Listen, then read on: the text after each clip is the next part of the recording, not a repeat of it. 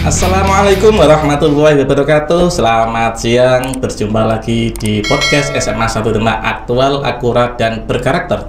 Kali ini ditemui oleh saya, Khairul Rozak, selaku host. Dan kali ini kita akan ditemani orang nomor 2 di Kabupaten Demak di acara ngobrol-ngobrol santai seputar kegiatan pemerintah daerah mulai awal sampai akhir.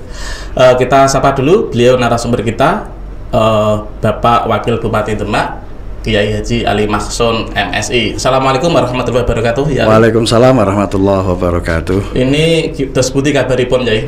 Alhamdulillah, Demak sudah level 1. Sejak kapan, Yai, Demak level 1 itu? Sudah beberapa bulan yang lalu. Jadi di Jawa Tengah itu ada yang di level 1, satu-satunya kabupaten itu Demak. Salah satunya, ya? Satu-satunya. Oh, satu-satunya, ya? Yang 3 itu kota. Untuk wilayah kabupaten hanya satu-satunya Demak. Kabupaten Demak. Iya. Kalau boleh tahu, ya, ini level 1 ini tidak bisa dilepaskan dari peran serta stakeholder yang ada di Demak dalam rangka percepatan vaksinasi, betul ya? Betul, salah satunya adalah percepatan vaksinasi, dan yang kedua juga alhamdulillah masyarakat teredukasi untuk melaksanakan protokol kesehatan. Juga kinerja gabungan Pemkab, Forkopimda, termasuk di sini ada TNI, ada Polri, terus bareng-bareng bersinergi saya. Bersinergi untuk bisa. Nah, kalau boleh tahu sedikit, berapa dari jumlah penduduk Demak sudah prosentasenya berapa persen ya yang sudah? Jadi kalau di Demak itu sudah 70% yang dosis satunya. Untuk dosis 2 ya? Dosis 2 itu baru berapa ya? 40 sekian itu. Dan sampai saat sekarang masih genjot terus ya? Masih genjot terus, ya. Karena memang lebih dari 50% juga yang untuk lansianya ini juga kita genjot terus, karena itu kan merupakan salah satu indikator dari WHO untuk pelaksanaan, termasuk penentuan status level 3, 2, 1 itu ya? Salah satunya itu. Maka sekali lagi atas nama pemerintah mengucapkan terima kasih kepada semua pihak, termasuk juga masyarakat yang benar-benar teredukasi dan tetap mengikuti protokol kesehatan. Nah, lewat ini juga saya berpesan juga, jadi kan nanti kebijakan dari pemerintah mungkin nanti ada penetapan level 3 saat nyambut Nataru itu. Oh iya, kemarin wacananya seperti itu ya. Karena dikhawatirkan mungkin akan ada terjadi gelombang ketiga. Karena yang terjadi sekarang di luar negeri itu seperti itu. Relaksasinya terlalu cepat ketika sudah menurun, kemudian euforia kumpul-kumpul tanpa prokes yang ketat, akhirnya melonjak lagi begitu tinggi. Ya, kita khawatir seperti itu. Untuk Demak sendiri itu seperti ya? Yang Demak kita antisipasi. Nanti kalau diinstruksikan harus level 3, ya pada tanggal itu mungkin mulai tanggal 14 sampai tanggal 2 kalau tidak salah. 2 Januari tadi ya? Ya. Jadi juga nanti kita akan koordinasi juga tempat-tempat untuk berkerumun jadi dibatasi. Gitu. Supaya tetap Demak mempertahankan pada level 1 ya, biar ini ya, kalau saya lebih familiar kalau ngundang Pak Wagub itu agak kekok ya. Boleh kan? Iya, karena memang boleh. Enaknya gimana aja? Iya, karena enaknya itu gitu. Karena dengan sebelum di eksekutif kan juga di pondok pesantren juga ya. Iya. Kalau tidak salah itu jenengan di eksekutif mulai bulan Mei ya. Bulan Mei. Iya, dilantik bulan Mei ya. Itu 24 Mei kalau tidak salah ya. Iya, betul. Kok hafal maksudnya? Oh, wartawan memang hafalan. Karena wartawan. Gimana antara eksekutif sama waktu masih mengelola pondok pesantren? Ya, gimana ya? Saya kira kesan itu tinggal kita yang merasakan aja. Kita mungkin sekarang lebih sibuk karena aturan protokoler dan seterusnya, dan harus melayani semua warga Demak ya. Ya, kira-kira seperti itu. Jadi saya punya istilah, saya sekarang tapi saya tidak memiliki diri saya. Harus banyak berbagi ya. Harus banyak berbagi. Termasuk menghadiri studio podcast. Betul. Makanya tadi alhamdulillah saya kan yang nyuruh ya protokol. Alhamdulillah. Iya, dari perjalanan ya, dari bulan Mei sampai bulan November ini kan belum ada 1 tahun ya. Dan kemudian dalam komitmen pemerintah daerah di bawah pasangan Esti dan Ali Maksud ini kan ada slogan dan tagline nih, Demak bermartabat dan maju dan sejahtera ya. Yang saya lihat, kalau saya dalamnya Guntur ya kan sering lihat itu besar itu ya. Kira-kira di hati orang awam itu ya. Kira-kira makna Demak bermartabat, maju dan sejahtera itu sudah sebut ya dalam penjabaran program Pemda itu. Jadi begini, bahasa yang sangat sederhana supaya bisa dipahami oleh masyarakat. Bermartabat itu kan sama dengan berwibawa, berwibawa. Sebenarnya kita risih juga sih, Demak Kota Wali diplesetke Mas, wanita liar. Iya. Artinya kalau ada orang memplesetkan seperti itu kan berarti Demak memang kurang berwibawa, gitu. Nah, bermartabat itu seperti itu, yaitu moralitasnya, juga mungkin pemerintahannya, itu kita berupaya untuk menjadi pemerintahan yang berwibawa, kira-kira seperti itu. Jadi supaya masyarakat juga tahu bahwa Demak ki arep digawe kaya ngene. Biar tidak ada orang yang berani mengatakan melesetkan itu loh. Iya. Karena kalau kita orang Demak diplesetkan wali menjadi wanita liar itu kan jauh tuh ya. Ya jauh lah. Iya, karena padahal Demak itu punya sejarah tinggi ya. Termasuk sejarah kesultanan, termasuk kerajaan Demak dan seterusnya, sampai Kota Wali kok jadi wanita liar. Ini berarti salah satu komitmen pemerintah daerah saat ini ya. Betul. Iya. Untuk mewujudkan komitmen itu kira-kira dalam bentuk apa ya? Biar lebih berwibawa. Jadi kalau nuwun sewu ya, kalau saya ke Semarang atau saya ke luar kota itu, kalau kita Demak itu pede itu ya. Karena kalau seperti ada tadi wanita liar dalam tanda kutip itu nanti kita kadang tidak pede ya. Jadi kita mau berupaya seoptimal mungkin bahwa jadi kebetulan ini Kepala Dinas Pendidikan kita, berarti yang Pak Hadi Waluyo itu juga religius sekali. Kebetulan kalau misalnya saya diminta untuk jadi narasumber, saya selalu mengarahkan kepada rekan-rekan, jadi bahwa pekerjaan kita itu, kerja kita itu bisa menjadi ibadah kita. Artinya kita arahkan secara religius gitu. Apapun itu ya. Apapun harus disyukuri pekerjaan itu. Yang kedua harus dicintai pekerjaan kita. Bahwa cinta kita itu kerja kita tidak hanya membuahkan keringat, uang, terus buah konsekuensi logis. Tapi bagaimana kinerja kita itu juga bernilai ibadah. Artinya bahwa kalau kita kerja sembarangan, itu tanggung jawab saya kepada Tuhan juga, kepada Allah juga. Tidak hanya kepada atasan ya. Kalau ada atasan ada masanya ya. Betul. Nah, kita arahkan seperti itu. Ya kita harapkan nanti kalau profesionalitas kan masing-masing dinas, saya pikir mereka sudah ahli semua lah. Jadi kita arahkan ke sana dalam rangka supaya serius. Nah, termasuk dari sisi moralitas itu juga kita komitmen kayak yang dituntut oleh masyarakat tentang berkembangnya karaoke dalam tanda petik di Demak. Kita juga koordinasi secara intensitas koordinasi kita juga luar biasa itu antara polisi, TNI, juga Pemkab dan tokoh-tokoh masyarakat tentunya ya, untuk membantu Satpol PP ya kita ya. Karena itu kan lebih merupakan penegakan peraturan daerah. Tapi kita koordinasi gitu. Intensif ya. Ya. Tadi nyuwun sewu ya, jenengan nyinggung masalah karaoke. Terus kabarnya sekarang itu karaoke. Jadi begini Mas. Karena saya juga mengamati barangkali ada informasi yang terupdate dari Lian gitu. Ya, kemarin baru saja saudara-saudara kita, kawan kita dari Ansor itu audiensi. Ya karena mungkin mereka adalah bagian dari masyarakat, dan kita tahu kan kalau kawan-kawan kita di Ansor itu kan memang organisasi yang religius ya. Hal seperti itu kan kalau sudah ada perdana kenapa nggak ditegakkan, kan seperti itu. Sehingga bagus sekali kita ada audiensi itu, bahwa di Pemkab sudah punya komitmen dan itu kita tangani memang secara profesional. Artinya begini, karaoke itu sebenarnya kan tidak apa-apa, kan boleh. Karena ada perdana juga ya. Iya. Karaoke itu boleh, yang tidak boleh itu plus-plusnya gitu. Karena kalau kita di Demak bicara soal karaoke, kok bicara sama orang Jakarta, jadi aneh. Di Demak karaoke kan kayaknya keji gitu. Padahal kan nggak boleh, orang suka-suka nyanyi juga banyak. Gitu.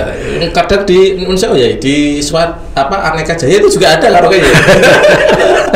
Itulah. Lah makanya ini bukan dari aspek karaoke-nya, tapi dari sisi apanya, plus-plusnya itu. Jadi mana yang bentuk ini merupakan pidana, sehingga kita harus hati-hati gitu. Harus selektif itu ya. Selektif ya. Makanya kemarin ketika operasi, ketika sampai di Pendopo jam 3 dini hari itu, itu PK-PK-nya suruh kencing semua itu. Untuk diperiksa, dites. Apakah memastikan narkoba atau tidak? Termasuk mirasnya juga kita rampas, kan itunya yang sebenarnya sangat bukan melarang untuk harus segel itu ya. Ya disegelnya karena ada itunya.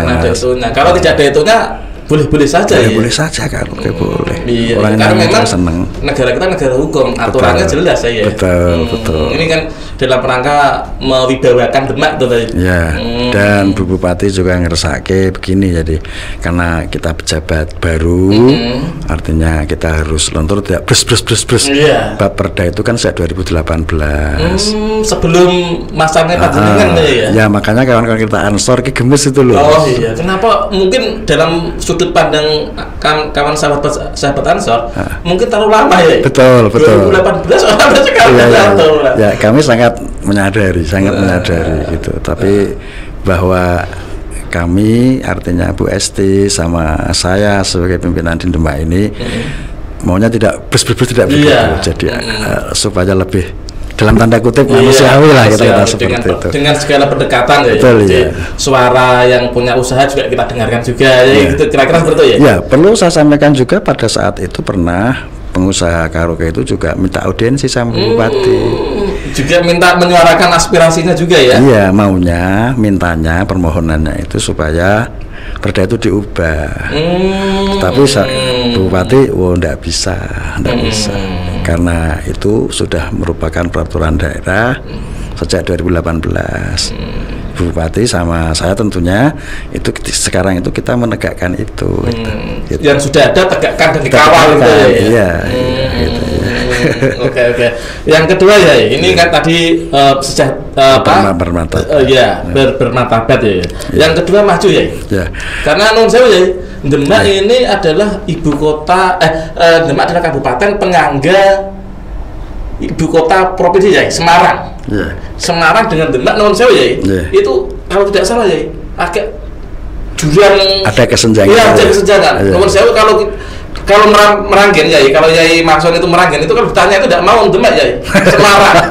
Karena teman kuliah saya banyak itu, padahal Futuhia di Meranggen tidak mau ngaku Demak. Nah, ini kira-kira menjadi komitmen pemerintah daerah ini apa ya? Ya, maju itu kan bisa dimaknai sebagai apa? Terutama tingkat pendidikan ya Mas ya. Tingkat pendidikan, karena apa? Kemajuan suatu daerah itu memang tidak lepas dari apa? Keilmuan, secara keilmuan. Nah, kita maunya pendidikan itu juga maju untuk di Demak ini itu supaya juga nanti di samping kita mempersiapkan generasi untuk 10 tahun yang akan datang juga kesenjangannya tidak terlalu lebar lah, kira-kira seperti itu. Nah, itu yang kita di dalam program Pemkab Demak ini itu adalah peningkatan kualitas dan aksesibilitas pelayanan pendidikan. Kalau boleh tahu mungkin lebih konkretnya ya untuk dunia pendidikan biar lebih maju tadi apa ya? Ya, jadi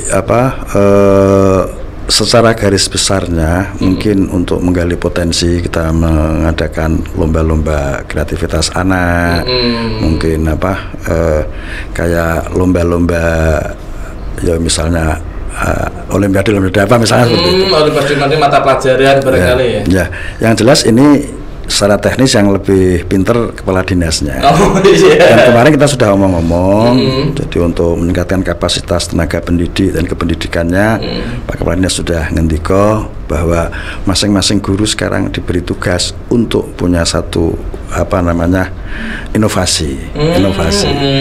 Kadang kalau tidak dituntut ya harus ada inovasi supaya bebas, kata beliau. Inovasinya apa yang penting itu adalah punya satu, dan itu nanti akan menjadi persyaratan kenaikan pangkat. Luar biasa. Saya support dua itu.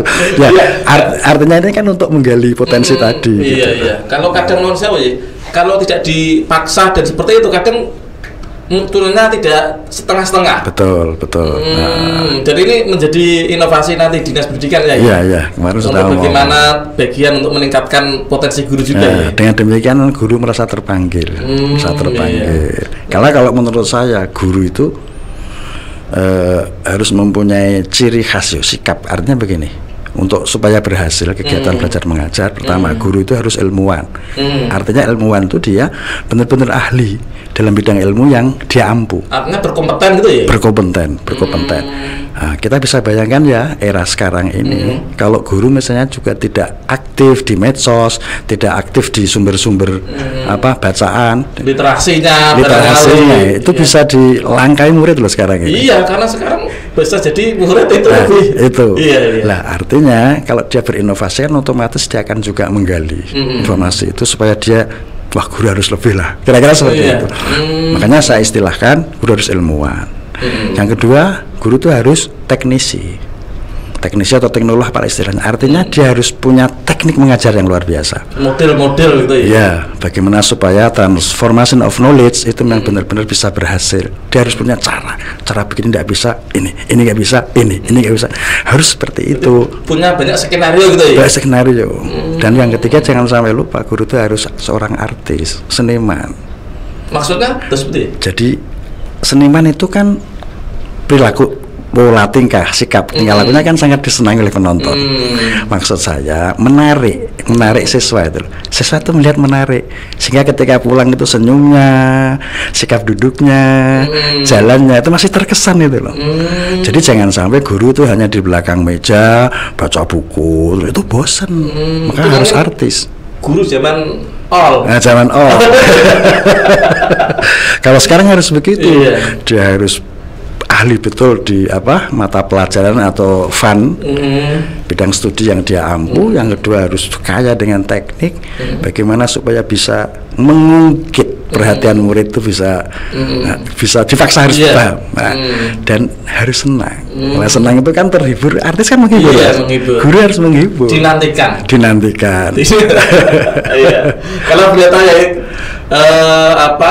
prosentasenya Demak dalam konteks dunia pendidikan, guru bapak ibu guru masih relatif sedikit atau banyak ya kira-kira yang guru yang memenuhi kriteria yang Yai sebutkan tadi? Ya, saya mungkin tanya sama kepala dinas. Tapi insya Allah sekarang guru yang insya Allah ya sudah, artinya juga misalnya ngasih sentuhan sedikit lah ya. Karena sekarang kayaknya guru tidak ada yang gaptek ya. Semua alhamdulillah. Karena sertifikasinya kan juga besar. Kemudian kalau SMA itu ada TPP-nya juga ya. Betul. Ini yang kemudian mau tidak mau, suka tidak suka memang harus tadi 3 hal yang harus dipenuhi tadi, memang satu kewajiban ya. Kalau tuntutan guru kalau bisa seperti ini kan bagaimana bisa mendongkrak potensi murid kan. Kita bisa bayangkan kalau murid seneng sama gurunya itu kan. Itu kan kalau sampai di rumah kan masih ingat pesan guru. Karena penyakitnya murid kan lupa. Termasuk mungkin barangkali strategi vaksin. Mungkin bicara antara orang tua dan dengan guru berbeda ya. Kalau guru mungkin lebih efektif. Akan mau vaksin semua, tapi kalau orang tua barangkali belum mau. Ya, yang harus diingat oleh kita para guru itu, kita tuh memang benar-benar ditiru oleh murid kita. Suatu hasanah betul ya. Kalau hasanah bagus, kalau enggak itu. Maka kata-kata orang Jawa, guru kencing berdiri, murid kencing berlari. Itu menurut saya ada benarnya itu. Ada benarnya. Lu sampai ada murid yang sampai bagaimana guru njuluke katok ya. Itu aja bisa niru. Bapak guru juga seperti itu. gitu ya gayanya. Artinya memang benar-benar murid-murid kita itu, apalagi anak SMA yang masa-masa seperti itu ya, seneng-seneng niru kan gitu ya. Itu benar-benar dia fokus terhadap pola sikap dan tingkah laku apa yang dikerjakan oleh bapak ibu guru.